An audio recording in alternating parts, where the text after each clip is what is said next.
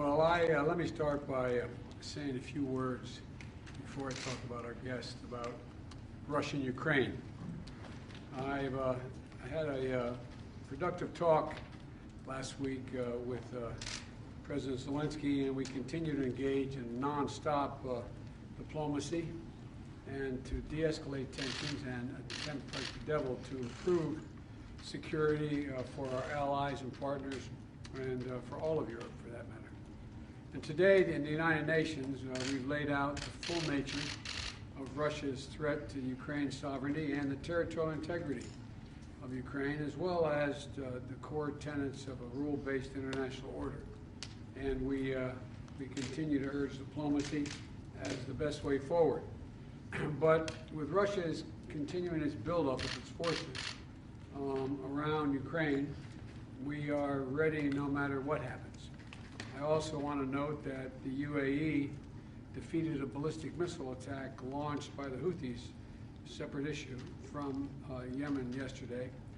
And we've been in daily contact with the UAE to address those threats. And I've directed Secretary Austin to do everything he can to communicate the support of the United States for the UAE, Saudi Arabia, and throughout the Gulf region. America will have the backs of our friends in the region.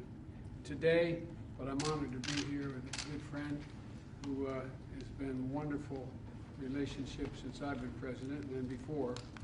The Sheikh is, I want to welcome you to the White House.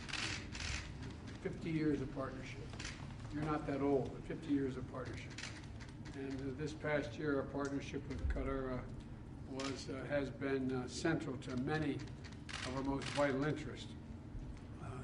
Relocating tens of thousands of Afghans, maintaining stability in Gaza, and providing life-saving assistance to the Palestinians, keeping pressure on ISIS, and deterring threats across the Middle East, and a lot more.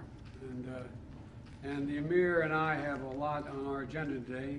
We want to talk about the security in the Gulf and the broader Middle East, ensuring the stability of global energy supplies, continuing our work together to support the people of Afghanistan, and strengthening commercial and investment cooperation between our two countries. And speaking of that, on that front, I want to applaud the new deal that Qatar Airways Group signed with Boeing for a $20 billion deal.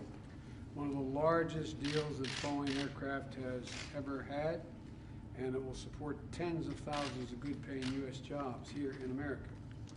Qatar is a good friend and reliable and capable partner, and I'm notifying Congress that I will designate Qatar as a major non-NATO ally to reflect the importance of our relationship. I think it's long overdue.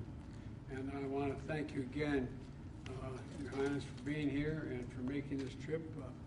For you, your commitment to our friendship and between our nations, and I'm looking forward to our discussion today. Well, thank you very much, Mr. President. Good afternoon to everyone. I'm very happy to be here, Mr. President. 2022 is a very important year. It marks the 50th anniversary of our diplomatic relationship between Qatar and the United States of America. It's a very strong relationship, and we're very proud about it. We're very proud of what we have achieved. Of course, this afternoon I'm going to be talking with the President about different topics, mainly about the security of our region. I think we demonstrated that how solid and how strong we can work together and cooperate on what we did in Afghanistan.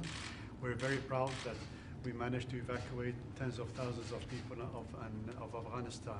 Of course, we have other issues as well that we're going to talk about, the equal rights of the Palestinian people and other issues in the region. So, we're very happy and proud of this great relationship, and we're going to continue working together to find ways and means to bring peace in our region. So thank you very much for seeing me today, Mr. President, and as you mentioned, that we'll be talking about several topics. Welcome. Thank you. Welcome.